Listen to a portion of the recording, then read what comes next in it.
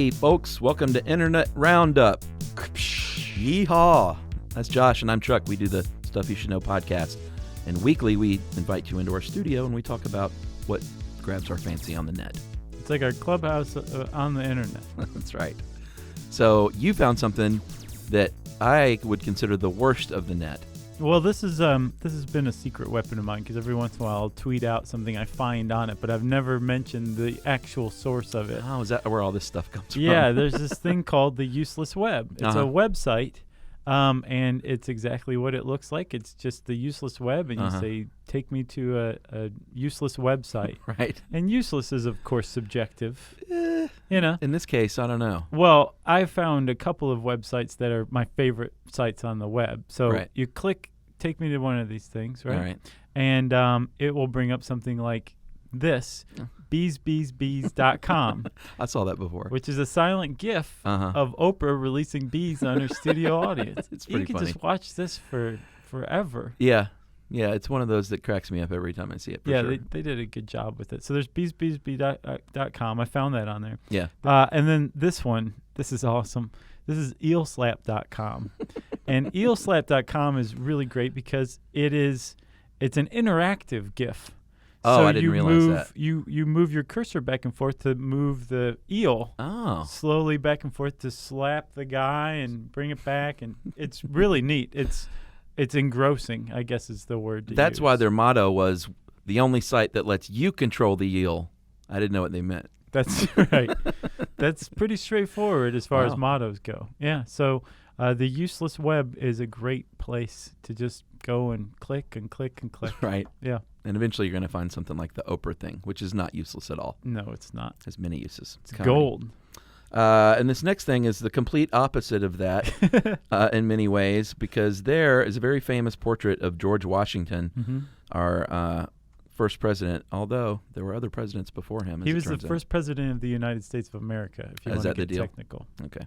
But there's a portrait, probably his most famous as president, called the Lansdowne portrait, painted by Gilbert Stewart in 1796, and it's 8 feet by 5 feet. And one of the problems is it's deteriorating a little bit, and it's covered in this awful varnish. It apparently hides a lot of the original detail. Yeah, back when I'm sure they let everybody smoke in the Smithsonian or something, they were all like, right. That's a great portrait, you know.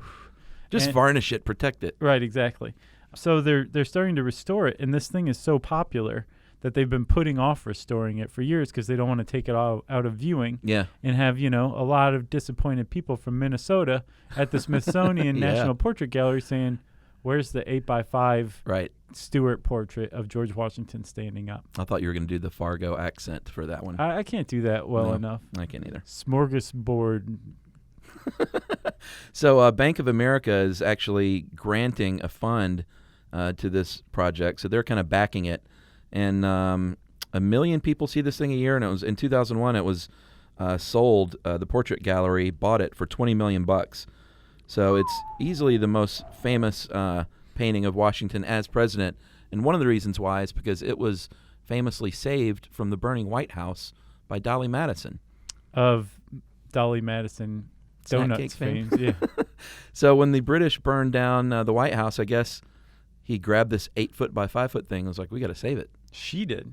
Oh, is Dolly Madison a lady? Yeah, she's James Madison's wife.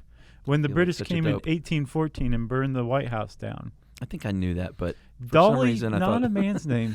No, well, there's a lot of weird names. Back in the day? Back in Back that in 1814. you would think were women or men. Eustace? Yeah, what is a Eustace? It's I don't know. It could be a unisex name. Yeah? Yeah. I think I saw a male Abigail the other day. Did you? Maybe I'm just inventing that. It's possible.